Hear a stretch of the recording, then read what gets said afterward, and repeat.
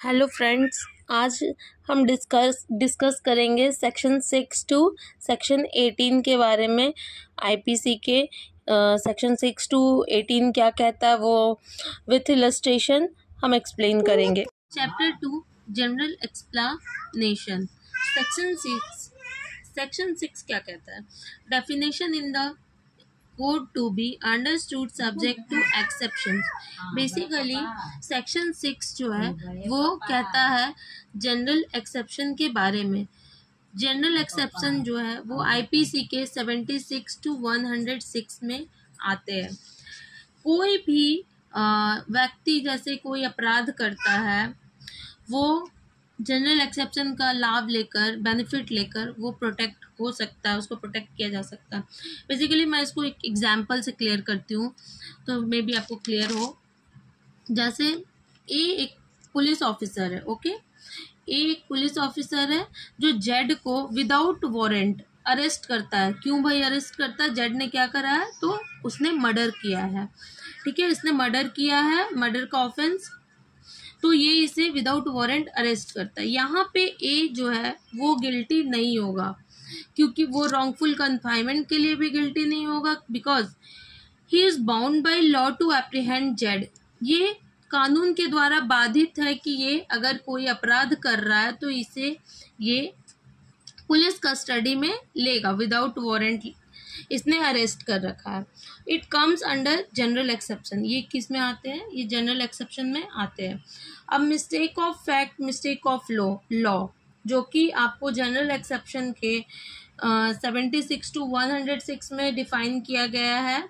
आप उसमें भी देखोगे सेक्शन 76 के इलास्ट्रेशन ए और बी में ये बताया गया कि एक सोल्जर को उसके उच्च अधिकारी ने मॉब में फायर करने को आदेश दिया तो उसने किया। उसमें काफ़ी लोगों की जान गई, बट उसने कोई अपराध नहीं किया क्योंकि वो अपने सुपीरियर अथॉरिटी की बात को मानने के लिए बाधित है। तो इसमें बस ये सेक्शन 6 इतना ही कहता है एक्सेप्शन के बारे में। अब section 7 sense of expression once explained. ये बेसिकली इसमें कहता है कि कुछ सेक्शन ऐसे है, इसमें कुछ सेक्शंस दिए हुए हैं जो कि एक्सप्लेन करते हैं, उसको और फर्दर एक्सप्लेन करके उसमें और क्लियर किया गया है सेक्शन क्या कहना चाहता है। उसके स्पष्टीकरण जो दिए गए हम उसे उसी प्रकार से उस सेक्शन को उसी प्रकार रखेंगे जिस प्रकार उसका स्पष्टीकरण कहा गया। बस बेसिकली इसमें और कुछ है नहीं, इतना ही है। Section 8 gender. ये सेक्शन कहता है the pronoun he and it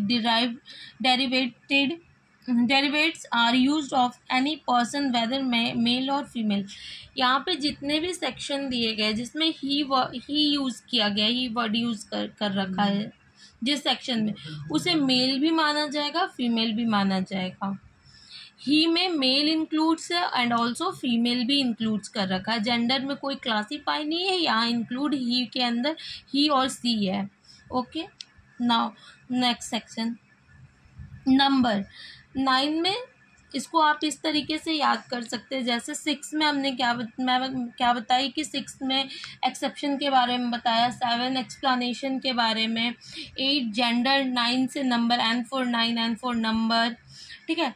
तो unless the contrary appears from the context, word importing the singular number includes the plural number and words importing the plural number includes the singular number.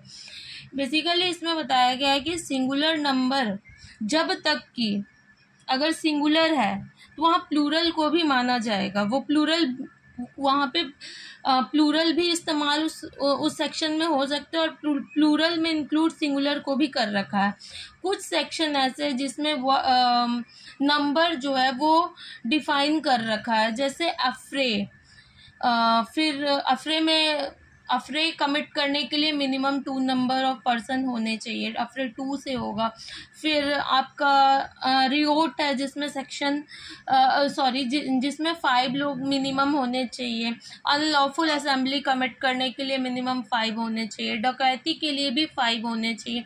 तो कुछ sections ऐसे हैं जिसमें number of person आपको clear कर रखा है, और जहाँ पे कोई नंबर नहीं है वहाँ सिंगुलर को प्लूरल भी मानेंगे, प्लूरल को सिंगुलर भी मानेंगे, okay. Now clear this section 10 9 में नंबर और 10 में ऐसे करके याद कर सकते हो आप। 9 में नंबर है, ठीक है, नंबर, और 10 में मैन वुमेन, नंबर और मैन वुमेन है, ओके। जैसे नंबर कितने हैं तो मैन वुमेन, इस तरीके से आप एन से 9 एन से नंबर ये कर सकते हो। 10 में मैन वुमेन, कुछ ऐसा आपको ट्रिक लगाना होगा जिससे आप लाइन बाय लाइन सेक्शंस आपको लर्न रहे। The word man denotes a male human being of any age. The word woman denotes a female of human being of any age. It means कि ये बताता है मैन में किसी भी as के, यहाँ कोई एज का क्लासिफिकेशन नहीं किया गया कि हम अगर इतने उम्र के हैं तो उसे ही मैन बोलेंगे, या इतने उम्र के नहीं है तो उसे मैन ना बोलेंगे। वुमेन के लिए कोई ऐसा एज नहीं डिफाइन है। बाय बर्थ अगर वो लड़का है वो मैन में आएगा, बाय बर्थ अगर वो लड़की है वो वुमेन में आएगी। यहाँ एज का कोई डिफाइन नहीं है कितने एज। आप किसी भी बच्चे बूढ़े सब जो भी है बच्चे जो मेल कैटेगरी में उससे मैन बोलेंगे, और अगर जो फीमेल कैटेगरी से है बाय बर्थ से लेकर ओल्डर एज तक को भी हम वुमेन बोलेंगे, okay. Now clear this section. 8 में हमने फिर से रिवाइज करते हैं। जैसे सेक्शन 6 एक्सेप्शन के बारे में था, सेक्शन 7 एक्सप्लेनेशन के बारे में था, सेक्शन 8 है आपका जेंडर के बारे में था, सेक्शन 9 नंबर के बारे में, 10 क्या था, मैन वुमेन। और मैन वुमेन मिलकर क्या बनते हैं, दो लोग मिलकर क्या बनते हैं, पर्सन। सेक्शन 11 क्या बताता है, पर्सन के बारे में। The word person include artificial और ज्यूरिस्टिक पर्सन। बेसिकली इसमें पर्सन के डिफिनेशन में लाइज किया गया है, इसमें इंक्लूड किया गया है आर्टिफिशियल और ज्यूरिस्टिक पर्सन को। आप अगर ट्रांसफर ऑफ प्रॉपर्टी एक्ट में जाओगे और सेक्शन 5 उसका रीड करोगे तो आप ये देखना कि वहाँ पे आर्टिफिशियल पर्सन में को एक लिविंग पर्सन माना गया। यहाँ पे पर्सन के डिफिनेशन में इंक्लूड किया गया, वहाँ पर उसे एक लिविंग पर्सन, क्योंकि ट्रांसफर ऑफ प्रॉपर्टी एक्ट में एक प्रॉपर्टी प्रॉपर्टी जो ट्रांसफर होती है living person to living person होती है। तो यहाँ पे पर्सन के डिफिनेशन में आर्टिफिशियल और ज्यूरिस्टिक पर्सन को इंक्लूड किया गया है। सेक्शन 12 पर्सन, बहुत सारे पर्सन मिलकर क्या बनते हैं, पब्लिक, ठीक है। तो पब्लिक क्या है पब्लिक के डिफिनेशन में, the word public include any class of the public और कम्युनिटी ऑफ द पब्लिक। अब यहाँ पे दो वर्ड यूज़ किया गया, क्लास और कम्युनिटी। सो क्लास क्या बेसिकली कहता है, जैसे कोई भी डॉक्टर है, इंजीनियर है, एडवोकेट्स है, टीचर्स है, उनके लिए कोई बेसिकली ऐसा कुछ पर्टिकुलर वर्ड यूज़ नहीं किया गया। वो इसमें पब्लिक के डेफिनेशन में सारे क्लास के सब लोग आएंगे।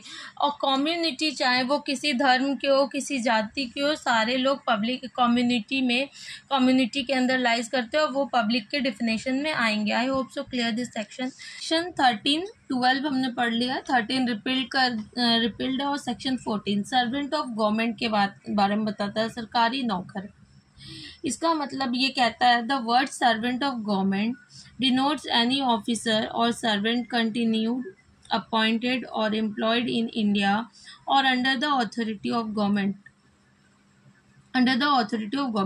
अगर गवर्नमेंट अथॉरिटी के द्वारा कोई भी कंटिन्यू गवर्नमेंट वर्क को कंटिन्यू करे, या उसके द्वारा अपॉइंटेड हो या एम्प्लॉयड हो, उसे सर्वेंट ऑफ गवर्नमेंट कहा जाएगा। सर्वेंट ऑफ गवर्नमेंट कौन होगा, जो गवर्नमेंट अथॉरिटी के द्वारा कंटिन्यू करे,